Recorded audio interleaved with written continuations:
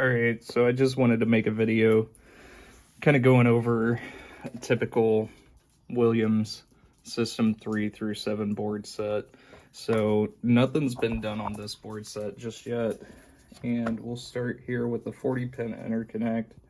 So this is typically the main issue with a lot of these boards, especially the female side of it. So first thing being is that they used round pin headers. So round pin headers do not give the greatest connection, just because whenever you're putting that up against a square, you're not going to have much contact surface. So these need to be swapped out for square pin headers. And what that is it has a flat side to it. So that flat side will actually connect better to the female side that's going to push down onto this. So with it being flat, you've got a lot more surface contact there. So that's the first thing. Next thing is with these sockets. Now, not all of these boards have these Scambi sockets, which touch the literally the edges of an IC. So I'll show in here.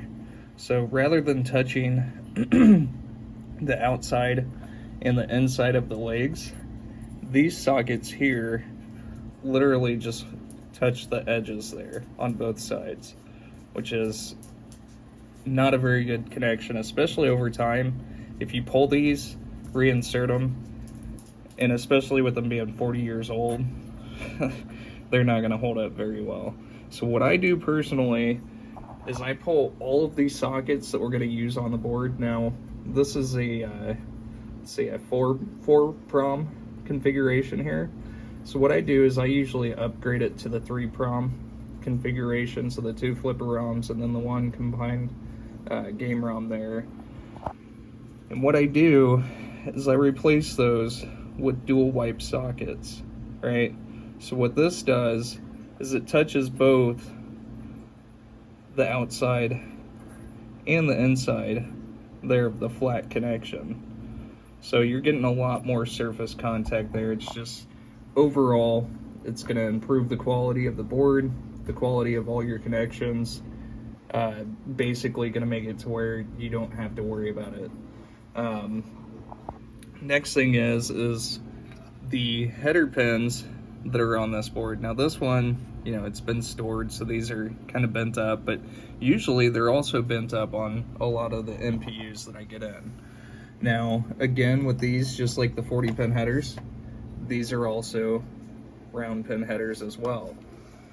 These all need to be swapped out, again, with square pin headers. Reason being is because those connectors that you push onto these headers here, those have a flat surface there on the pins. Now, with the round pin header, again, just like the 40-pin header, you're not going to get much surface contact there. So those need to be swapped out as well with square pin headers. Also, you know, the 6802 socket, or in this case, the 6800 socket, the PIA sockets, all those need to be swapped out. All the old sockets that are on the board, I personally swap all those out just because I want to guarantee a perfect connection with my boards. I don't want to have a board come back to me just because there was a ROM I didn't swap out that, you know, had a broken pin or something in it that, you know, came apart in shipping. Also, the filter capacitors as well. This filters the 5 volts that comes into the board. Now, all the logic chips that you see, these all use 5 volts here to actually to be able to run. So this filter cap here, what that does is that actually filters out the voltages that are coming into the board here. This filter cap is 40 years old.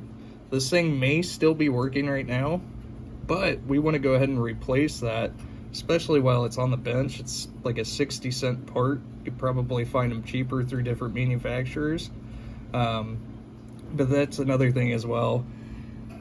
I always remove the battery packs. If the customer doesn't have NVRAM that I'm installing, I do always socket the 5101, but I remove the battery pack as well and install a coin cell battery I've heard that the coin cells can leak. The probability of that is probably very, very slim. I do, obviously promote have an NVRAM here on the board, but I get the cost of the NVRAM itself has gone up quite a bit versus a coin cell battery that, if you can remember to swap it out probably once a year, you'll be completely fine with it. So, but that's as far as the MPU. Same thing with the driver board. Female side needs to be swapped out for a brand new connection.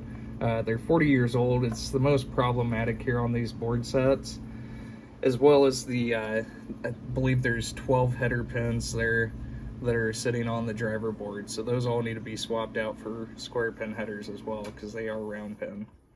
But there you go. I hope this helps somebody.